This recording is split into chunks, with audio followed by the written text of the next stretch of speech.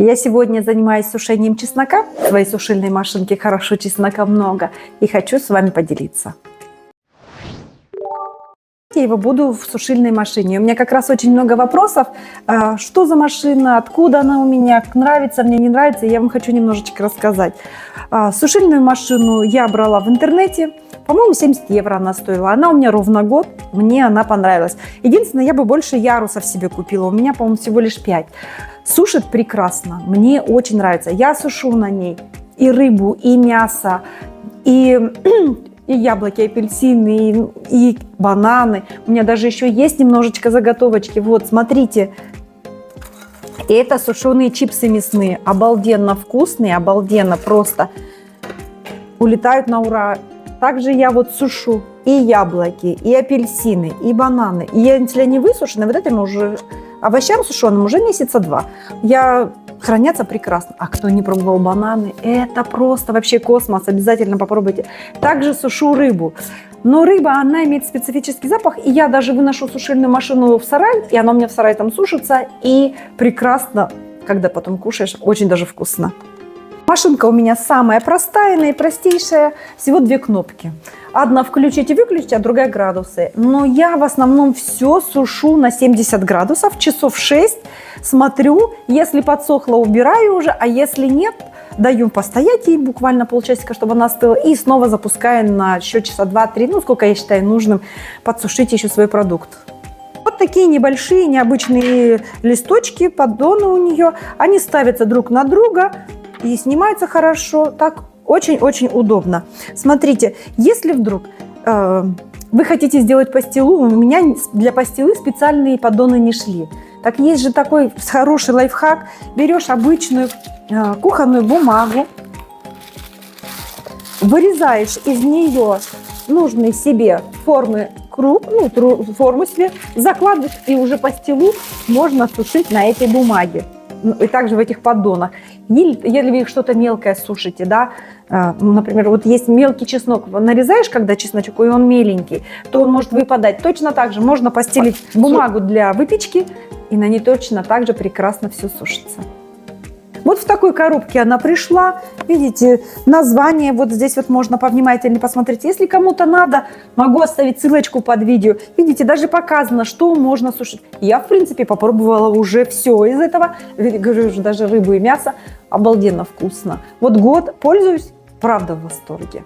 Если честно, моя семья очень сильно любит чеснок. И я его использую везде, и к мясу, и к салатам, и к бутербродам, ну абсолютно везде. И хочется иногда, чтобы он был в сухом виде, потому что в сухом виде он еще ароматнее, особенно если свой не покупной. И поэтому в этом году я решила, так как, слава богу, чеснока очень много, я его решила посушить. Я вам сейчас просто поделюсь, как я это делаю. Чесноком я всегда занимаюсь в перчатках, потому что когда мало чеснока чистишь, режешь, ничего страшного. А когда в больших количествах, поверьте, он потом и печет, и жгет, да, а если, не дай бог, ранка, так вообще очень больно. После того, как я очистила чеснок, я его обязательно промываю. Промываю, сливаю и выкладываю на полотенце. И вот потом немножко его вот так присушиваю, чтобы он не был мокрый. Он должен стать сухим. Подпорченные бочки обязательно срезаем, выбрасываем. Такое нам не нужно. Затем я чеснок нарезаю дольками. Чем тоньше, тем лучше. Так он быстрее высохнет. Я выкладываю в противень. Я выкладываю вниз вот этой сухой стороной, чтобы вот этим мокрым разрезом он был наверх.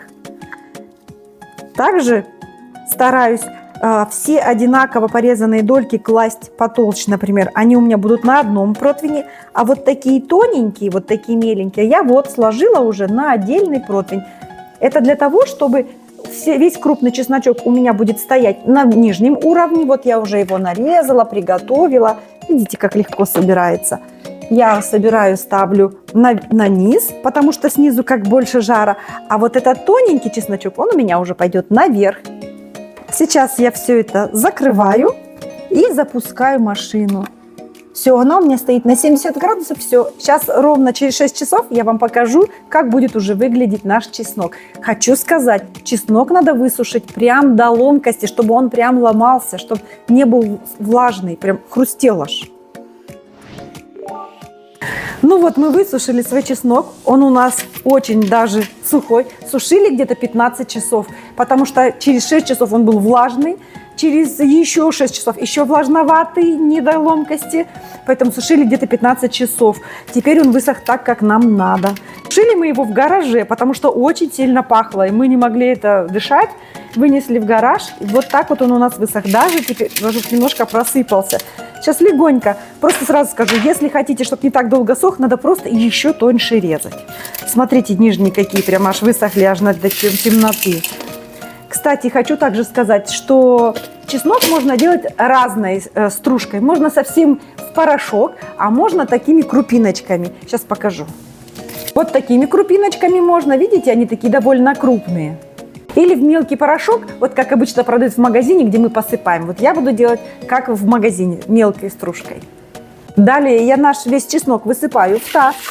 Вы не представляете, как он уже вкусно пахнет. А сейчас в измельченном виде и будет очень даже вкусно. Этот даже потемнее засох. Видимо, хорошо вообще высох. Я смотрю, у меня эта сторона темнее, эта светлее. Видимо, эта сторона чуть сильнее сушит. И теперь весь наш вот этот чеснок, смотрите, сколько, ой, запах. Сейчас я буду разбивать на комбайне. Слышите, как вот он шумит? Вот так вот надо его хорошо всегда высушивать. Ну все, высыпаем в мою машину. Она у меня мокренькая или сухая. Так, сухая. Все, высыпаем. Сейчас будет немножко громко, потому что она очень сильная. Чеснок хорошо просушенный, будет громко.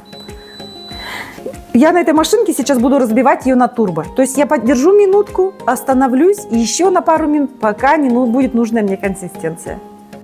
Ну, вроде готово. Сейчас я посмотрю еще внимательно, как она получилась. Ну, вроде бы как надо, как я и хотела. Такой порошочек чесночный. Смотрите, пахнет прям.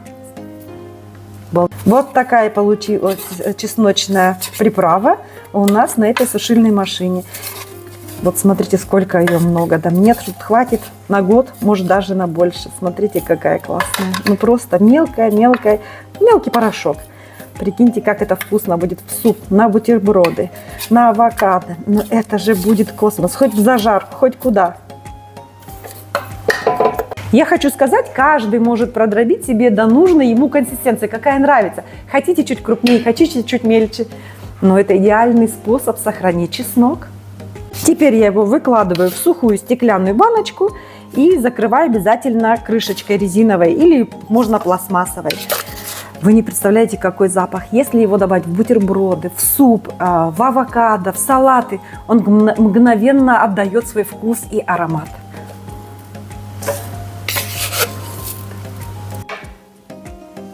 Теперь просто закрываю крышечками и убираю в шкаф. Это останется дома, это поедет на дачу. Поверьте, это самый лучший способ сохранить чеснок. И не надо переживать, испортится он или нет. Это стопроцентный способ сохранить чеснок. Обязательно сделайте.